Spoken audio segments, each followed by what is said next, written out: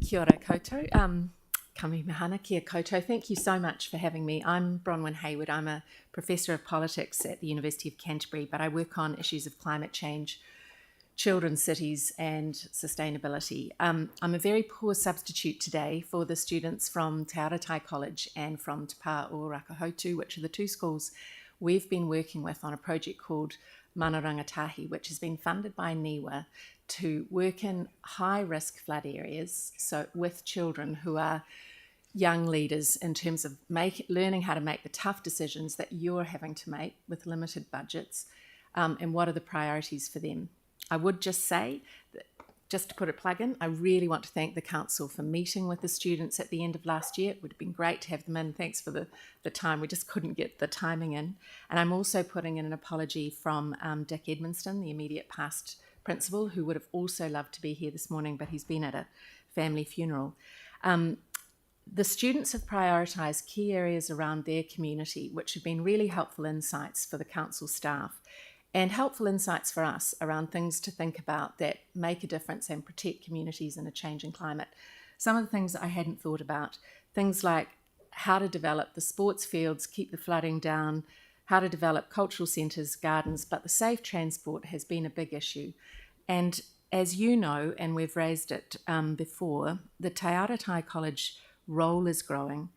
It's on a road which is, at the moment, as you know, 60 kilometre speed limit. And you're being asked to defer it. I would ask you, it's a really terrible decision. And I just also want to thank the council for the decisions you're making so far, because this is in the context of the University of Canterbury and ARA's roles are huge. And we would like to say that's because of the fantastic teaching, but it is actually because of many of the things that the city's done.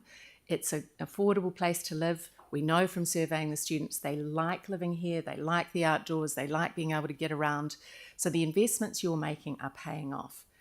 But right now, deferring this cycleway is really a very difficult decision, and I think the wrong one under lots of financial pressure.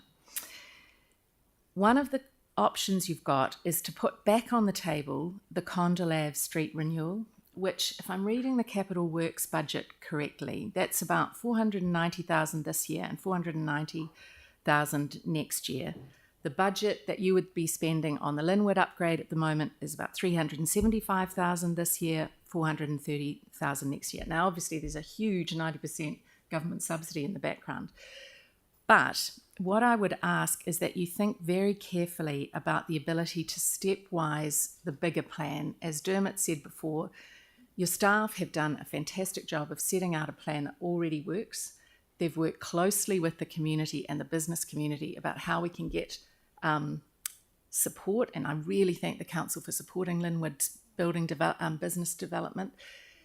So the next step would be, can you stepwise this project so that you at least protect in the first, think smarter and differently, plan this cycleway by beginning immediately outside the school, which is our really high risk death area.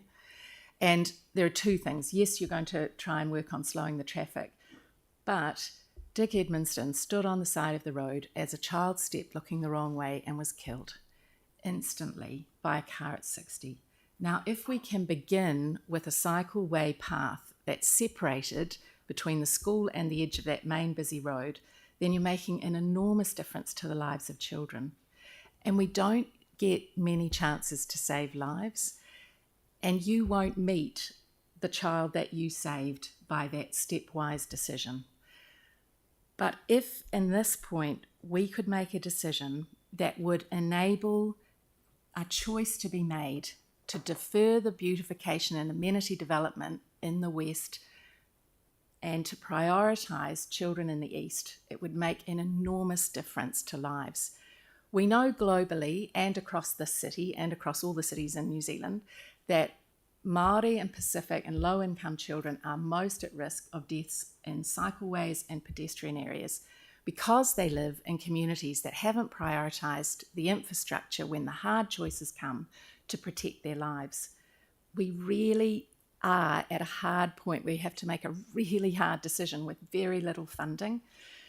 if we could make the smart, longer decision to do this in a stepwise way to protect these children's lives, it would be a great investment. Plus, bonus, it develops the opportunity longer term for safe transport for ara, which is also a huge growth area for us as a city. I just want to say in closing that in 2016, there were 10 bikes in the bike stands at Te Aratai when the principal and students did their audit.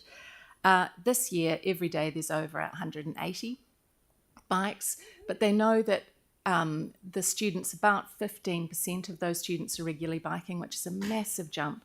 And that's from simply providing the new bike sheds. But the parents and the students are very anxious. I'm anxious. I don't cycle in that road. Even driving and stopping on that side of the road to get to the school or to get to one of the small businesses, trying to open the car door, it's a very scary experience as it is. So there's lots of practical and positive opportunities. It means thinking a bit differently. It means finding a bit of a middle ground between simply in panic, canning everything and going back to business as usual. Can we think smarter? Can we do a stepwise plan? And can we prioritise that cycleway beginning immediately outside the school? Nā reira, tēnā koutou. Thank you.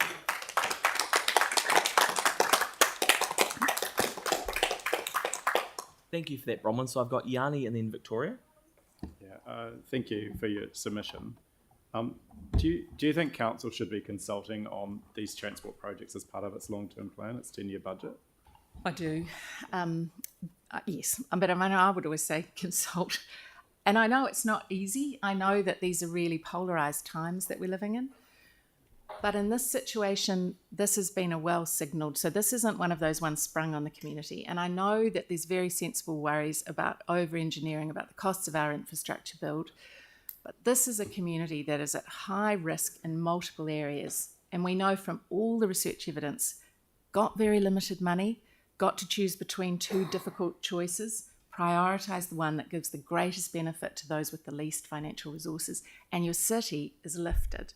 So are you also aware that this is a craft project that's going to be considered tomorrow at the community board with updated costings? Yes, but I would really hope that in that recommendation that you make, finding this hybrid way of recommending to the community board that this isn't just deferred. That, I mean, the urgent need is for a priority area of cycleway through that area. Let's begin with some of the funding that's tagged and step it. And let's protect immediately outside the school as the first start. We don't have to start a cycleway at one end and go to the other. We could start in the middle, protect those kids and build from there, because at least it would slow the traffic around the school. You're already doing the bus stops and that's great, but we need to have a long-term vision, which you've got. Okay, thank you. Victoria. Thank you, Bronwyn. Lovely to see you.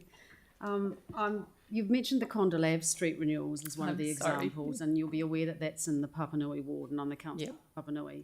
Have you visited that street? Yes, in fact, I was there yesterday. So you'll know that there's deep dish channels. You'll know that there's a really steep camber on the road and on the footpath. There's broken footpaths. That is the main access way in the area where the parents stop to drop their kids off at Waimari School. There's parents with prams, there's all sorts of children. And my point is that, you know, we have to be seen to be making decisions for all, and this is about accessibility. We've also got two... Questions, Vic. Are you aware that we've got two retirement villages there?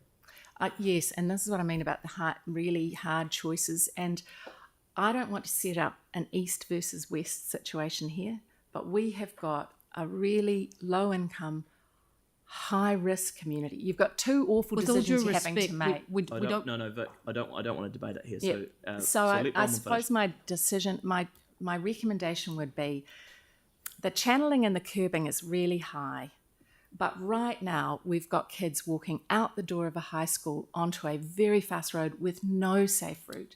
And Condell is at least off the main fast travel. So these are not perfect choices. They're bad choices in an imperfect world. Look, I accept that. Thank you for coming. Are you aware this has been in the pipeline since 2011? I know. It was on the books for 2011. I know, and I've got a couple of friends on Condell and I feel... Thanks, Bronwyn. Thanks. Great. Thank you for coming in, Bronwyn. Appreciate that. Okay, so let's move to Peter Ryan, item 7. Come on up, Peter.